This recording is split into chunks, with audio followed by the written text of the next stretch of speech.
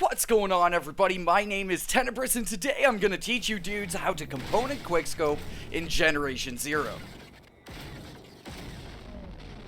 Personally, this is one of the most advanced things I've come up with in this game, and the glory is, this is completely, entirely unique to Generation Zero due to its unique combat approach of taking down components on large-scale enemies.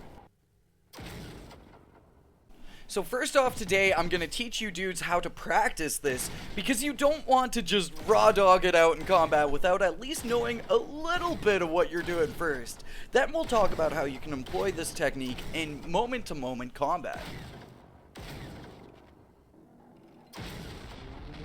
So first and foremost, when you want to start getting into component quickscoping, the easiest way to start practicing it is to gather up a whole bunch of EMPs and utilize the EMPs to paralyze the larger machines so that way you could kind of map out the positions of their components so that way you could start kind of providing yourself with that muscle memory of where those components are for the process of the quickscope. Because that's kind of the biggest thing about component quickscoping, is being able to map out those components and being able to hit them in rapid fire while quickscoping down the PVG in order to just maximize that damage potential.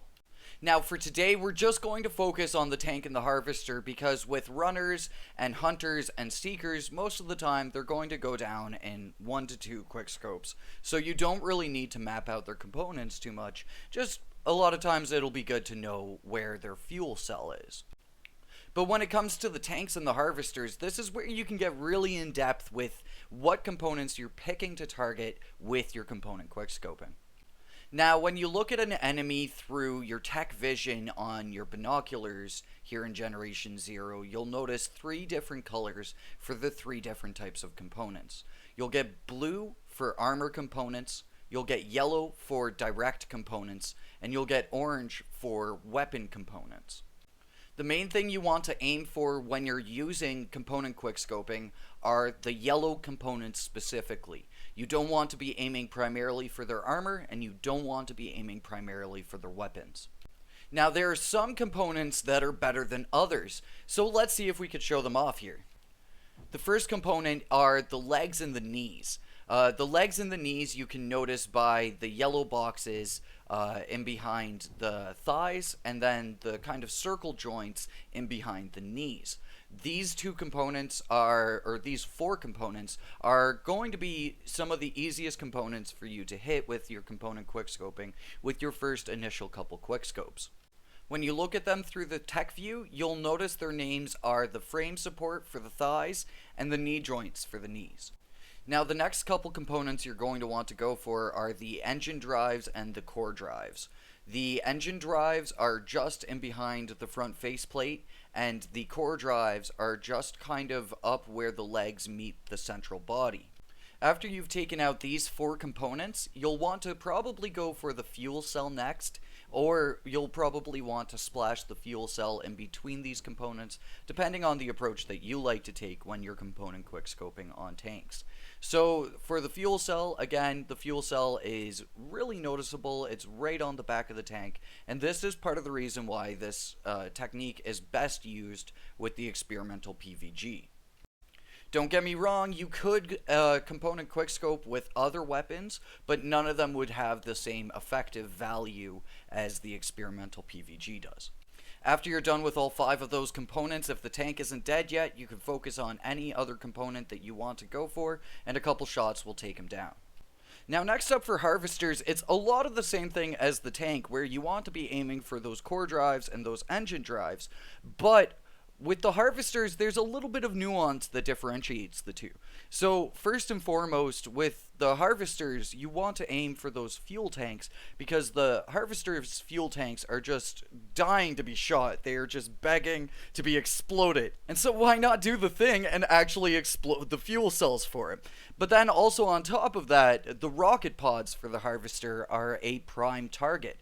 Unlike with the tank where the weapons are kind of really hard targets to provide some adequate damage on, the harvester's rocket pods are incredibly susceptible to damage and are prime targets for when you're fighting the harvester. Now, next up is a component that a lot of people sleep on, and I don't see enough people utilizing when they're fighting harvesters, which is the kind of inner thigh point on their front legs. That core drive is really easy to peek out in a lot of situations. You can even, with the experimental PVG, shoot straight down the leg and still hit that core drive. And then as well, even though this one gets utilized a little bit more, it's still one that I don't see enough people going for, is the core drive in its kind of central main hub. That kind of core chunk of its body, there are core drives in the central portions of those larger boxes. And so if you aim for those core drives, you could do some serious damage really quickly against the harvester.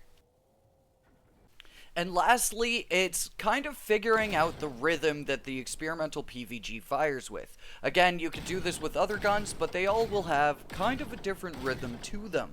So the thing about this component quickscoping is that you don't want to quickscope just as fast as you can, because you wind up losing control when you do that. You want to actually be making a lot of very kind of micro movements in between your quickscopes, just to make sure that you're staying on course and that you're shooting the components that you want to actually shoot. So you could also see here that from firing and doing the quickscope, there is recoil that I have to account for and that you'll have to account for when you're component quickscoping. But that recoil is pretty easy to deal with once you figure out that kind of rhythm to shooting the PVG. For finding this rhythm, I highly advise that you just come on down to a target range, or you just go off to somewhere random where you know there aren't many machines in Generation Zero, and just fire off the PVG so that you could start kind of getting that rhythm down. Now again, to summarize, in order to practice this, and you can do this in any order you want to, so whatever one interests you the most first, take on first as you practice this component quickscoping. So first and foremost, you want to EMP the machines so that way they can't fight back while you are practicing your quickscoping before you get used to doing it in live combat. Then next up, you want to map out the machine components and figure out what components work for you. Now, I've pointed out all of my favorite components, but you might have some components that you really like to go for on either the tank or the harvester that might not be the components I go for. So just map out those components and figure them out.